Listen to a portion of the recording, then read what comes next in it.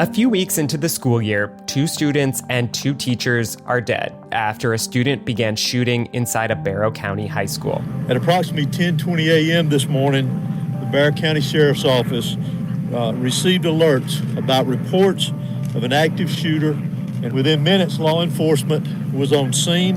Investigators are continuing to search for answers. The priority right now for us within this investigation is to gather all the facts, to make sure that we're accurate with it, because this is a murder investigation.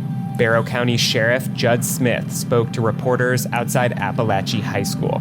This hits home for me. I was born and raised here. I went to school in this school system. My kids go to this school system. Classes were canceled for the rest of the week. But I want to make it very clear that hate will not prevail in this county. I want that to be very clear and known. Love will prevail over what happened today. I assure you of that. Today, how elected officials are responding to the deadliest school shooting in Georgia history. And how a tragedy is reigniting the debate over Georgia's gun laws and school safety. I'm WABE Politics reporter Rahul Bali. I'm WABE Politics reporter Sam Gringlas, and this is Plugged In, a WABE Politics podcast.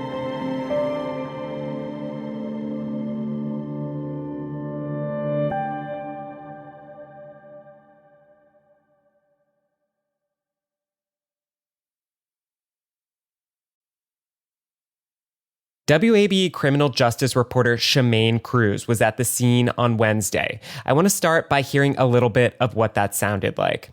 There's still a lot of police presence here. There's the sheriff's office. I see the GBI. I'm parked about a mile away because there are so many cars parked on the side of the street.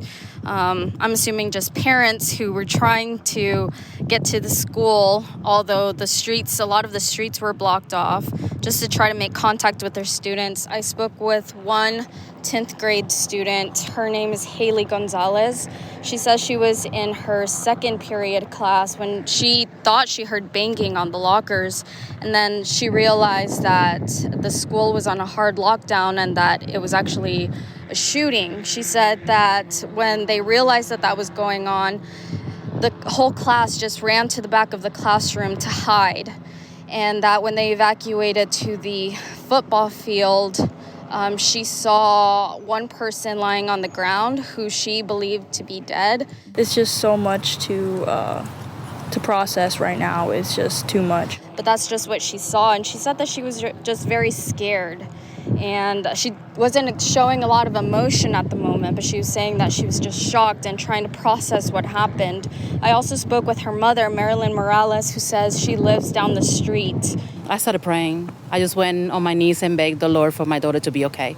And just continue praying and begging God, please let my baby be okay. Let my baby be okay. And then she said that when she got to the school, she just hugged her daughter and that it was the best hug ever. And we've now learned the names of the victims, teachers Richard Aspinwall and Christina Irami, and 14-year-old students Christian Angulo and Mason Schermerhorn. You know, Sam, I wanted to share a personal conversation I had in the newsroom on the day of the shooting. It was with one of my fellow journalists who, like me, is a parent. And, you know, we talked about how often we think about school shootings as parents. You know, I said every couple of weeks when I'm dropping off my kids. And I should point out, though, I had not even thought about it this school year. And Rahul, I've been in professional journalism coming up on a decade, and I can't tell you how many of these incidents I've covered just in that time. Interviewing students from Marjory Stoneman Douglas High School, looking on to the Family Reunification Center in Las Vegas after the shooting at the Country Music Festival there. These horrors have really become a part of the fabric of American life. And according to the Gun Violence Prevention Archive, the shooting this week was the deadliest shooting in Georgia this year and the deadliest school shooting in state history. So, Rahul, can you tell us the latest on the investigation? So the 14-year-old suspect has been charged with 4 counts of felony murder and charged as an adult. The Georgia Bureau of Investigation says additional charges are expected. Law enforcement has named him, but WABE, along with NPR, have not, as to not give him more notoriety. The father has also been arrested and charged. He is facing 4 counts of involuntary manslaughter, 2 counts of second-degree murder, and 8 counts of cruelty to children. During a Thursday night press conference, the Georgia Bureau of Investigation's Director Chris Hosey explained the charges are because the father knowingly allowed his son to possess a weapon. Law enforcement has dealt with this teenager and father before. The FBI's Atlanta field office says in May of last year, the FBI's National Threat Operations Center received anonymous tips about online threats to commit a school shooting at an unidentified location and time. The agency was quickly able to trace the online post to Georgia, relayed the information to the Jackson County Sheriff's Office. Jackson County neighbors Barrow County. The sheriff's office interviewed the boy and the father, but found no probable cause to take any additional action. That boy is the same one that is now in custody. The weapon is being identified as a, quote, AR platform-style weapon. No motive has been revealed. There is a lot more to report. You can see that at WABE.org. Rahul, can you tell us a little bit about Winder and Barrow County, where this shooting took place? So this is an area that's northeast of Atlanta, about 45 minutes to an hour. I'd consider it both a suburb of Atlanta, though plenty of residents also work in neighboring Gwinnett and even Athens, where the University of Georgia is. Demographically, it's about 2/3 white with a significant Latino population, something that came up in the hours after the shooting around the idea of parental communication. Politically, a very Republican county. I'd say about 70% Republican. Reaction to the school shooting came from the White House. It came from the campaign trail. Let's start with what we heard from Republicans, including Governor Brian Kemp, who spoke at a press conference after dark outside Appalachia High School. This is everybody's worst nightmare. And I just want to offer my sincere condolences and our thoughts and prayers to the families that have lost loved ones. And look, you heard similar sentiments from other Republican lawmakers. Now, when Governor Kemp was asked about policy, you heard this. Well, look, we've done a tremendous amount on school safety, but today is not the day for politics or policy. Today is the day for an investigation to mourn these precious Georgians that we have lost, to thank the first responders that went, into the line of fire, the school staff, superintendent, the principal, and others that are just trying to hold this community together. That's what we need to be focused on right now. Again, you did hear similar language from other Republicans when it came to this issue. Former President Donald Trump posted, quote, "Our hearts are with the victims and loved ones. These cherished children were taken from us far too soon by a sick and deranged monster."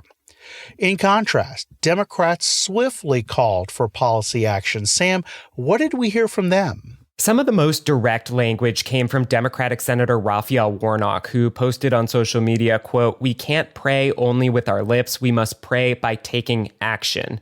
He continued, quote, "Mass shootings as routine aren't the cost of freedom. They're the cost of blind obstinance. If we refuse to act, then shame on us."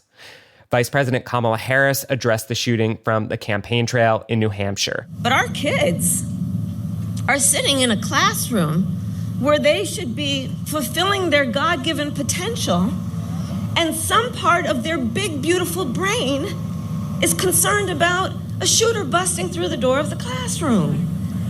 It does not have to be this way. And President Joe Biden said, quote, "We cannot continue to accept this as normal." Under Biden, Congress has passed the most significant gun safety legislation in a generation, which included enhancements to background checks, among other changes. But Harris and Biden are calling for universal background checks and also a ban on assault-style weapons. So let's pause here for a break. You're listening to Plugged In, a WABE Politics podcast.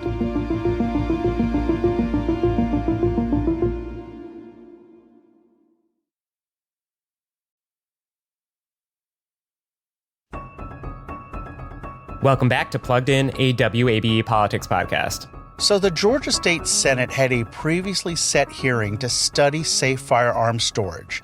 By chance, it happened to be scheduled for the day after this shooting, and it went forward as planned. Here's Democratic State Senator Emanuel Jones. I was asked, based on the incident that happened yesterday, whether or not I was going to hold this committee meeting. And I just want to remind everybody that my response was, I think it's now more appropriate than any other time in our state's history to hold this committee meeting. So, Sam, how did the school shooting so close to home shape that hearing? First, a little background, Rahul. There are two proposals that have come up in the legislature in the last year or two.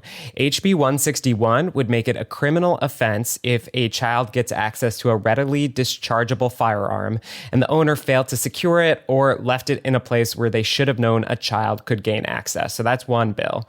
HB 971 would provide a $300 tax credit for the purchase of an approved firearm safe storage device like a safe or taking gun safety training. That bill, HB 971, actually did pass the House this year with bipartisan support, but it never came up for a vote on the Senate floor. Democratic Representative Michelle Au, a physician, has been a primary driver behind these measures, and I caught up with her today. It has been really decades in Georgia since we've passed any sort of substantive gun safety legislation, right? So we are swimming against a cultural tide here. So the fact that this bill got voted nearly unanimously out of the House is an incredible step, an acknowledgement of how important this issue has become to voters. Au says among her first reactions to the shooting in Winder was that safe storage legislation could have prevented the 14-year-old shooter from accessing a firearm. A previous run-in with law enforcement found that firearms were in the family home. To see a preventable harm that we had an opportunity to act on and we didn't is really something that doesn't just keep me up at night, but I wonder if it keeps my colleagues up at night. At the hearing, lawmakers heard from a pediatric nurse practitioner, Jordan Murphy. She noted CDC stats show firearms are the leading cause of death for children and teens in Georgia. I went into primary care practice thinking I would do well visits, thinking that I would sit in a really beautiful office with lots of colors. What actually happened is, as I started treating children, they were coming in for stress-related concerns. I've heard children tell me that they were afraid to walk in the halls because they were worried about something happening. The committee also heard from Sarah Walker with the nonpartisan advocacy group Georgia Moms for Change. The thought of sending a child to school and never seeing your child again is a uniquely American nightmare. Please. We have to do better. All the guest speakers spoke in favor of legislation to A, encourage safe firearm storage, and B, hold firearm owners accountable if they don't secure their weapons. I mean, even their vitamins have child safety lids. They can't get their vitamins without my help. And so I think of these kids as a protected class, and we protect our elderly. We protect children in swimming pools. We put cages around trampolines so they don't hurt themselves, but we do nothing for guns. So, Rahul, can you talk a little bit about some of the recent legislation that has passed related to guns and school safety? So a few minutes ago, you heard Governor Kemp say they've done work on school safety, and that is true. Last year, lawmakers passed and Governor Kemp signed the Safe Schools Act, which includes the development of school safety plans, including for acts of violence, along with annual drills. And at that hearing, Sam, we heard from Republican State Senator Frank Ginn about his trip last year to Uvalde, Texas, the site of another deadly school shooting, and the efforts to address mental health. This hits closer to me than anything in the world. This is in my Senate district. Children, educators, it's everybody in our school system all across the state of Georgia and really all across the country. We need to take some action on things, and we've done that. Thing that we've got to figure out, and the nut that I haven't been able to crack, is how do we get to these youngsters that are going into schools and shooting them up? Now, there's also been money in the state budget for school safety, and it started with one-time grants that have now become regular annual $45,000 grants per school. And it's going to be interesting to see what schools around Georgia have been spending it on. And we did hear in the case of Barrow County, and specifically Appalachia High School, that teachers had access to a fast response technology integrated in their teacher ID badges, basically an emergency button to alert the police and lock down the school. But I fully expect some past proposals to come up again, kind of as you mentioned in that hearing. For example, the idea of training and arming teachers. Interestingly, last year, Lieutenant Governor Burt Jones held a press conference about school safety in a Barrow County elementary school. That elementary school right now happens to feed Appalachia High School. One of the things that came up during that press conference was the idea of paying for firearms training for teachers and then giving them a stipend. That idea did not really go anywhere legislatively. There are a handful of districts that do arm teachers, but it's not something you see a lot of.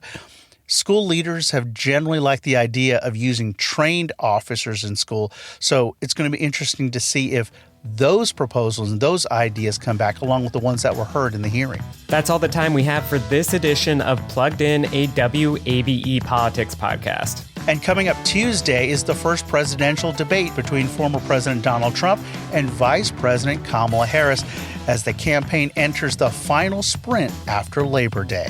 Plugged In is a production of the WABE Politics Desk. Our producer is Brendan Rivers. Our managing editor is Alex Helmick. If you appreciate this podcast, subscribe and leave a rating for us. Thanks for listening.